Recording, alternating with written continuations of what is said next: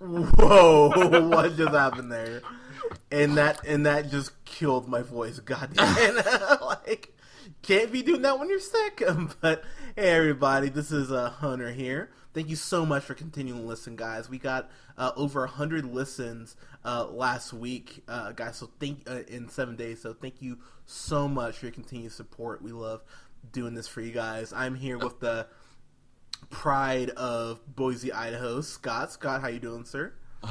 Joke's on you guys. You're the one listening to us. All we have to do is talk. You just have to listen to us talk. Yep, that's a good way to bring more people in. Good job. Good job. You've been duped. You've been hornswoggled. You've been bamboozled. And I'm here. I'm here with the Celtic warrior, Colin. Colin, how you doing, sir? I am a Celtic warrior, thank you. It's always good to be here, and I just want to say that I saw that we were named the #1 podcast to listen to during a Zumba class, so good job, everybody. Yeah. Oh, yeah, that is true. Yeah, and left and right and left and right and punch, punch and left. Is that Zumba? Yeah. Apparently everybody's endorphins get going when you talk about how shitty Adam Sandler is. So. Well, we do what we can. Yeah, right. We succeed. We work hard on this shit. So we're reviewing Sicario here, which Scott wanted to review because Scott's like, I saw this and you guys didn't see it. Me. Like, No. This was another case of, oh, you guys should see these, and then I see it. Like, oh, I didn't see that one. So I'm like, damn it, you're gonna see it. Yeah. To be fair, you are kind of the king of that. To be fair, this is like one of those rare times. Like, you know, it's a rare time. I'll give you that. It is a rare time, but. To be fair, like, I remember when this came out in theaters, I was like, God, I really want to see that, but because it's Reno, and Reno swaps out their movie lineup every 2 goddamn weeks, it seems like, I was like, oh, it's gone, thank you, so... Burn, Reno! It's fucking true. That's why I can never review independent shit. They fucking pull it before I get a chance to get to the theaters, so... Although I will say it was a good... there's a reason that I was wanting you guys to watch this movie. Ooh, well, we will get into that. But, yeah, Reno, get your fucking shit together. But, Anyway, back to Reno. Yeah, exactly. Back to me being like, fuck you, Reno. But, this movie, man, it's got a hell of a lineup. I mean, Emily Blunt, who is wonderful, Benicio del Toro, who's a fucking G, and big man Josh Brolin, aka Thanos, in the upcoming Avengers movie, because I equate everything to Marvel, but that's true. It is true, but yeah, I'll attest to that. Oh, whatever. But I mean, Benicio del Toro, of course, you know, has been in Traffic, Usual Suspects, and Snatch. Josh Brolin, of course, you know, Wolf of Wall Street, Money Never Sleeps, No Country for Old Men, and The Goonies, and then hey, you guys, and then of course Emily Blunt, Edge of Tomorrow, which is a horribly underrated movie, Looper, of course, too. So I mean, a hell of a cast here, really. She did also. I like Blunt. I think she's smoking. Like a blunt. Oh, she's really high on my list. Oh. God damn it! Bravo. I like the way she rolls. She's gonna be seeing green after this movie. God damn. Wow, you guys are wonderful. But I don't even know what to say. But anyways, to kind of jump in here, so this is gonna be kind of interesting because the plot. I mean, so she works for the FBI, and she's enlisted by like a task force to help in this war on drugs between, you know, on the border between Mexico and the U.S. But to be totally honest with you, without spoiling shit, that's kind of all we can tell you as far as like the plot, because there are a lot of twists and turns in this movie that you may or may not see coming, but the thing about this movie, I gotta say, god damn, it is violent as shit. And one thing I really do appreciate is that Emily Blunt she's definitely the avatar for the audience. So when shit's kind of going down, you're kind of piecing it together, and when kind of the big kind of twist slash reveal comes, it is like, ah, damn, like, all right, that's shit. And, I mean, I thought this movie did a really good job with its pacing.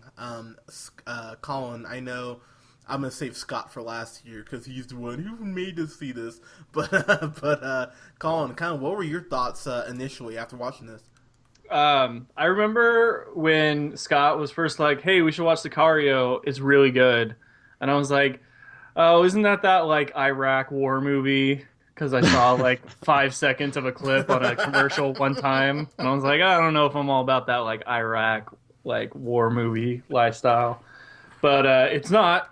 And there's actually great war movies based in Iraq. So anyway, Yeah, you insensitive prick. no. I just mean like the movies made in like Iraq are usually they're kind of cookie cutter. Very similar. Yeah, but this is completely different. This reminded me kind of like that a lot of the side plots during Breaking Bad, where it's Hank and the DEA dealing with all the drug trafficking and stuff going on around Juarez. And That's a good call. and it had like a similar feel where it's just like, man, these like right off the bat, you're hit with like some like people in the walls of a house and like some crazy explosions going down, and you're like, man, the Mexican cartel is no joke. Like, they are scary. I think like them and ISIS got to be the scariest motherfuckers on earth at this point in like humanity, right? Yeah. So right away you're like, this is some real life shit and this is some scary stuff. And like you were talking about, Emily Blunt, she's becoming one of my favorite actresses, I think. I loved her in Edge of Tomorrow, and basically every time she's just in a movie, I tend to think of her as like a great actress. And it's funny too because we were watching her, and like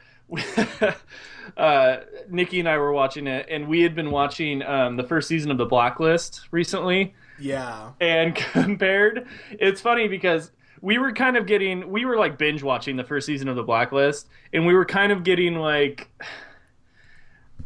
I don't know how to say it, but we were basically getting exhausted by how much this like main girl on The Blacklist is getting shot up or attacked or like kidnapped. Yeah. And then at the end of the day, she's just like, oh man, that was a stressful day at work. Time to have some, food and go to bed.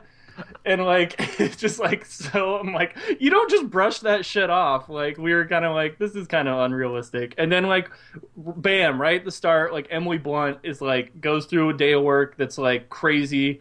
And she's like traumatized, like washing blood out of her hair. And she's like, she just like, her acting is just spot on. It's like, yeah, see, direct contrast. That's how you would feel after seeing some crazy shit during your day. Like, that's like the type of acting you want to see. Not like, oh well, no yeah, yeah. Okay, go and just like start cracking jokes and stuff. Like get some one-liners in there. Like she never does that because that would be horribly inappropriate. Okay, so just to kind of touch on what you just said. So The Blacklist is a great show if you're watching it for just James Spader, because everything else about that show is like okay to bad at best. But that is kind of why I stopped watching it, because the show is just kind of like, well, we have this girl Liz who you don't really give a shit about, but we're gonna drag her fucking origin out over 3 goddamn seasons, and they're just now kind of getting to it, and it's like, and like, she's not that good of an actress. She's like she's an NBC,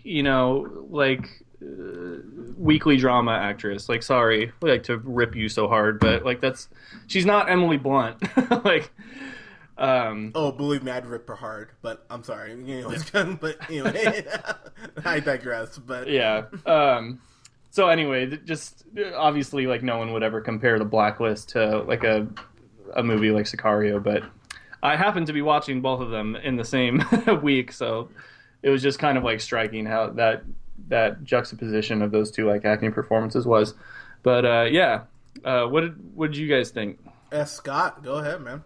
Yeah, I just kind of did no expectations going in for it, but just kind of pretty pretty surprised. Like the actors in general, Emily Blunt, Benicio del Toro, and Josh Brolin. Those are all like real stars in their own right, and I think they all really played out their characters really well. It was like to go on what you were saying, Colin. Just the intensity of the Mexican cartel, like you don't really. Obviously, this isn't like a documentary necessarily. This is based off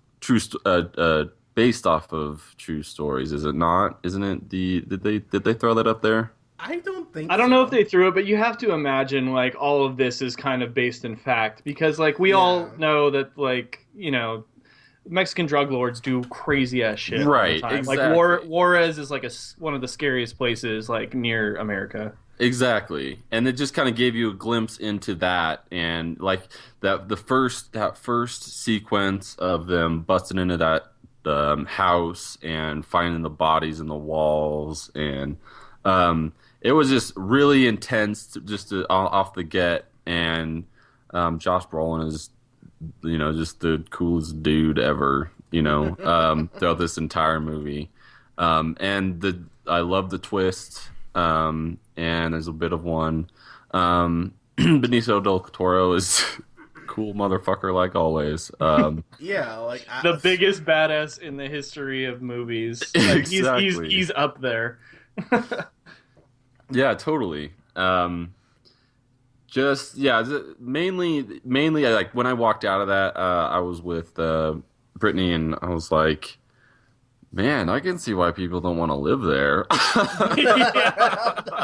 Yeah, No, like so many like people are coming up to the United States. Like, whoa, all right, yeah, my bad.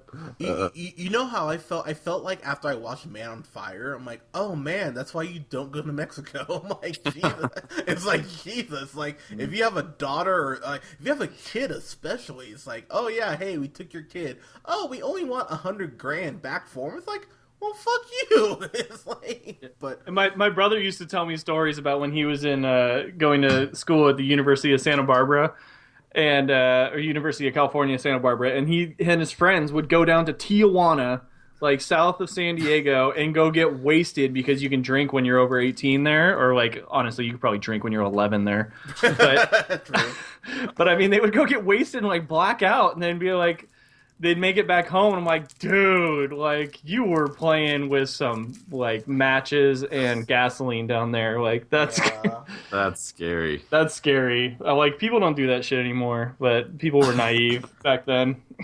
Actually working at a grocery store, like I've heard that the cartel is now like putting a stranglehold on because they're the biggest producer of limes and like lemons, and they're like taking that over. So limes now are like kind of a lot, 50 cents more than they used to be, just because the cartel is like taking over everything down there. It's like What a it's what a pretty crazy. miserable, horrible government Mexico has, where there's just like the drug lords are straight up running all of their exports. Like, what is Everything. happening? Like, I'm sure they have a stranglehold on tequila too. You would imagine. You would think so. I mean, Yeah. they probably have the power, the power to be able to do that.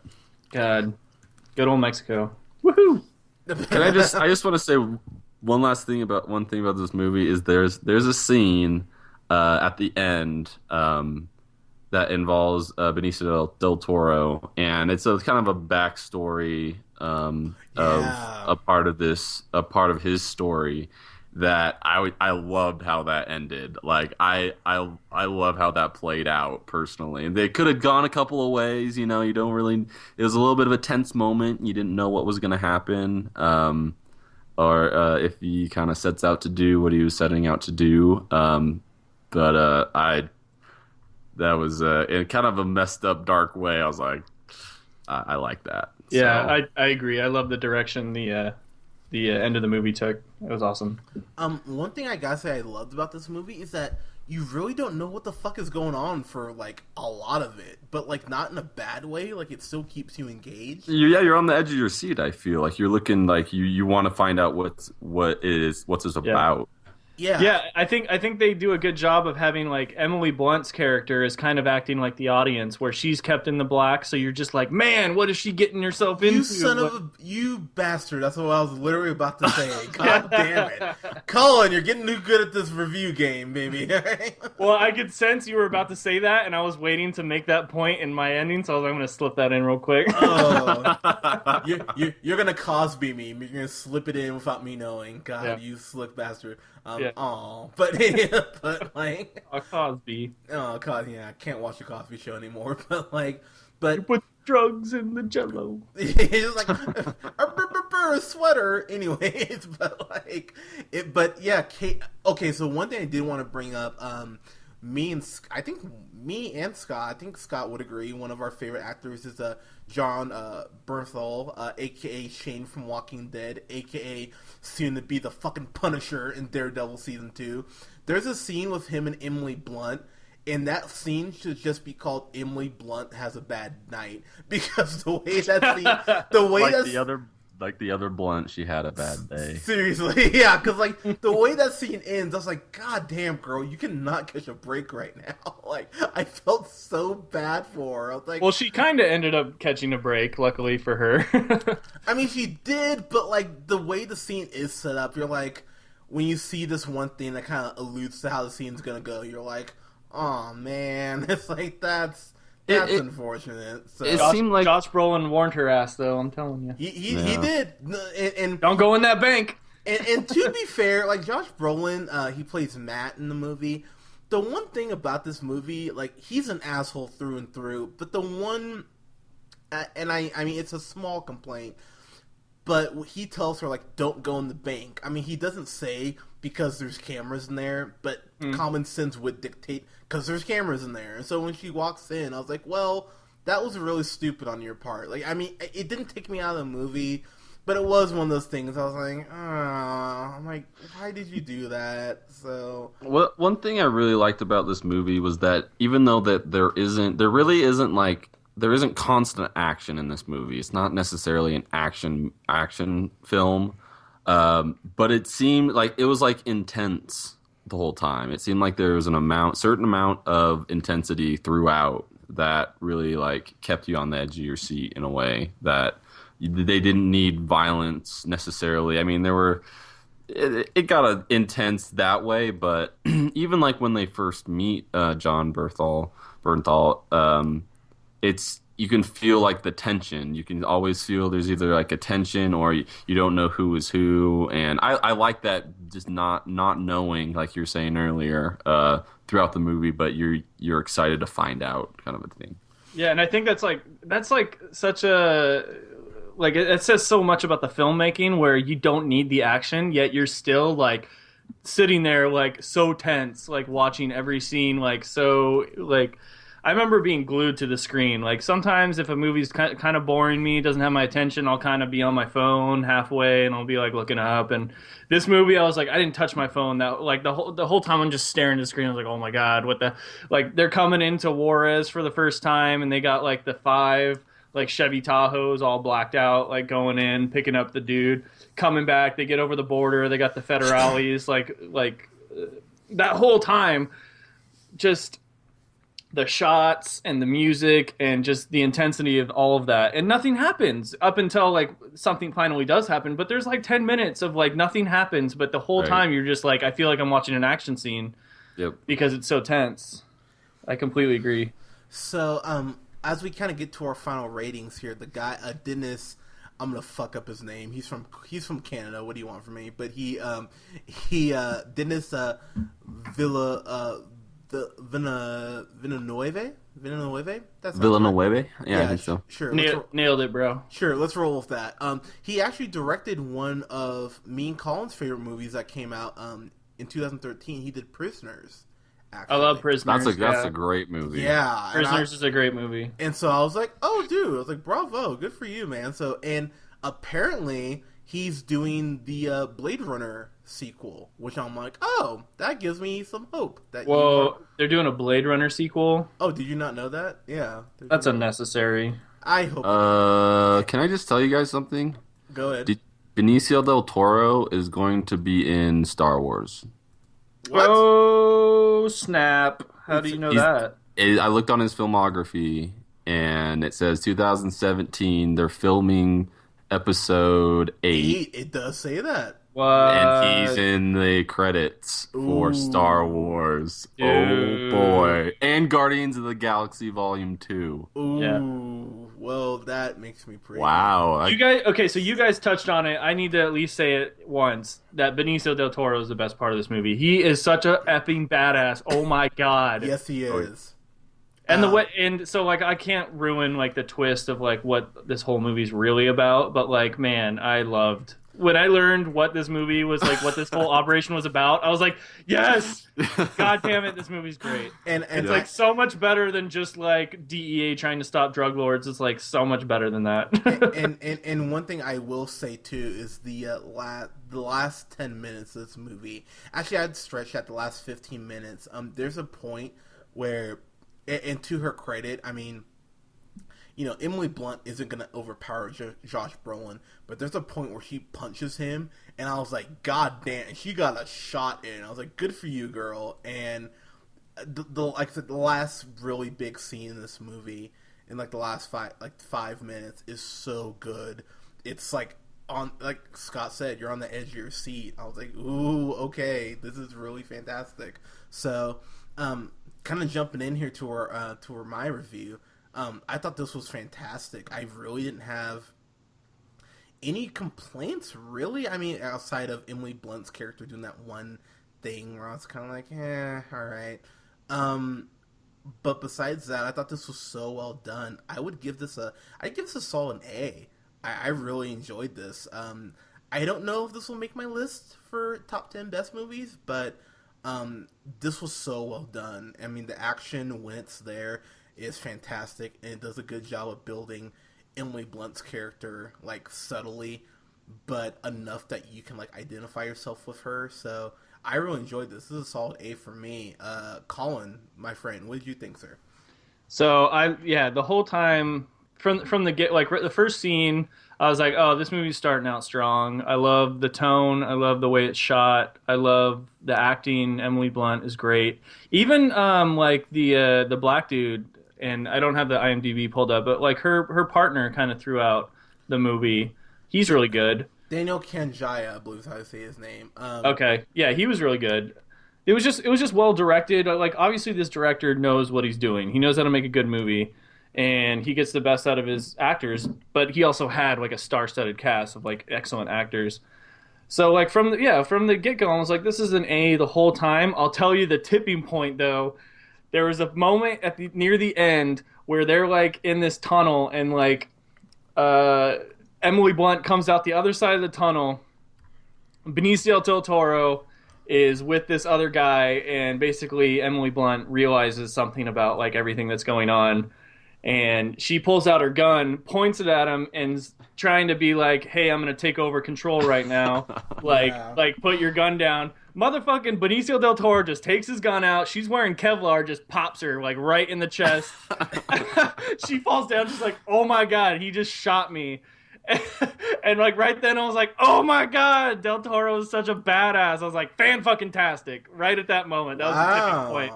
Like right then I was like, it was an A the whole time, but right when when Del Toro breaks out his pistol and shoots Emily Blunt in the chest after he had saved her not like 10 minutes before in a previous scene, I was like, yep, this movie's great. And it's specifically because of Del Toro, so that's my grade. Fan fucking tastic. Okay. You know what? I'm going to do a rare thing here. I'm actually going to change my grade because I just thought about that last 5 minutes and the scene between Del Toro and Blunt, and it is so tension-filled. And I felt like I was watching Breaking Bad almost again, where I'm like, oh man, you're really like fucking with me and I don't like it, but part of me likes it. So I'm going to raise my grade as well to a fan-fucking-tastic.